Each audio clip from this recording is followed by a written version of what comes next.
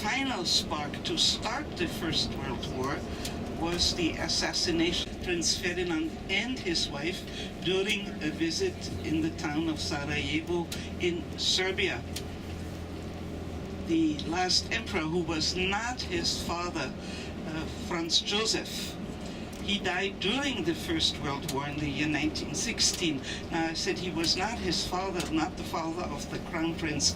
The actual Crown Prince had committed suicide together with his girlfriend 2 years before the start of the First World War, and the last emperor, Franz Joseph, designated his nephew to be the Crown Prince. And since he was with his wife assassinated in Sarajevo, then that was for Franz Joseph the final spark. Of course, there was much more behind what I can tell you now, but he considered it to be the spark to declare war. Germany was allied with Austria, so Germany had to go to war too.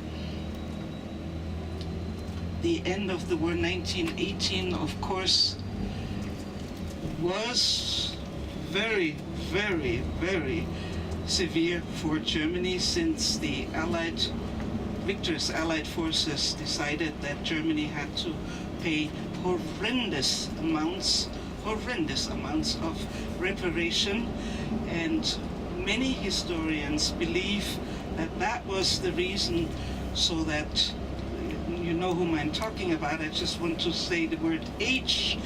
Herr Hitler, after the First World War, the country was literally starving. There were people dropping dead on the street because of starvation. So after the Second World War, the Allied forces did not make the same mistake. In fact, Germany was included in the famous Marshall Plan. This was a very big surprise for Germany.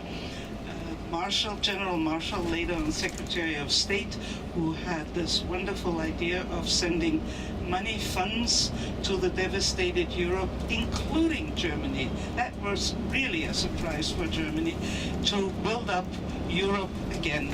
And at least my generation, we are very, very grateful to this day for that fact, just like we are grateful for the famous care packages that arrived after the Second World War, care packages that contained food, clothing, coffee, chocolates, and so on. They were sent by an organization that is still active in this day and age. In the States, they have their seat in Atlanta, Georgia, in Europe, in Geneva, Switzerland. And the name of those packages, CARE, is made up of the name of the organization, which is Cooperative for Assistance and Relief Everywhere. And they still, in this day and age, send so-called care packages to distressed areas in the world. Cooperative for Assistance and Relief Everywhere. You can look them up with Google again.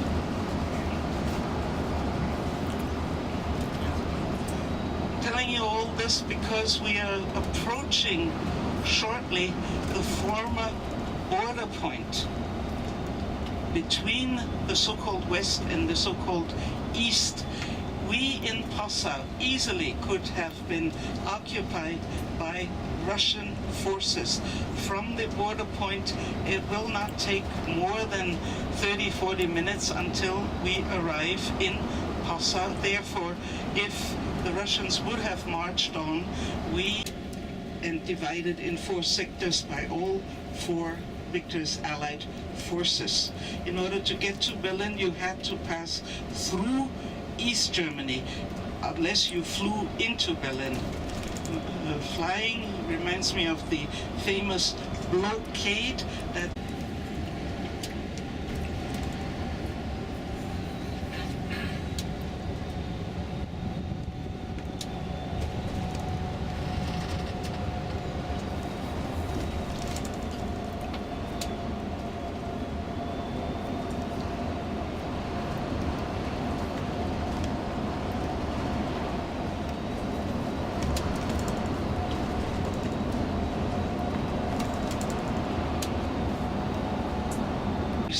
is actually new buildings. During Iron Curtain time there was only a little wooden shack there. Nowadays you find a gas station there, a tax-free shop, a restaurant, a pharmacy.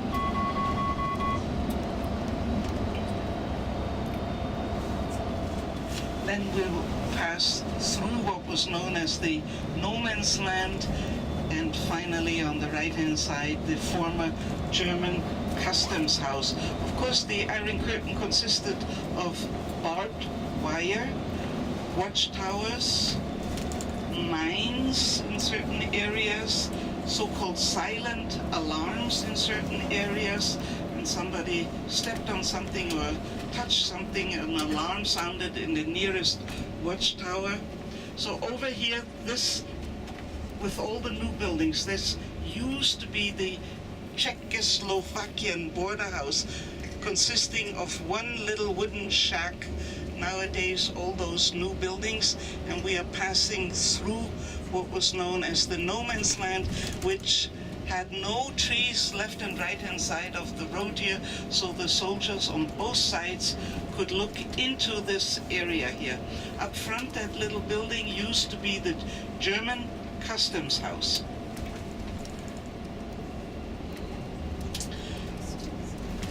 Over here, the sign of the European Union, Federal Republic. Welcome you to Germany, and in particular to Bavaria. The forests here are known under the name Bavarian Forest.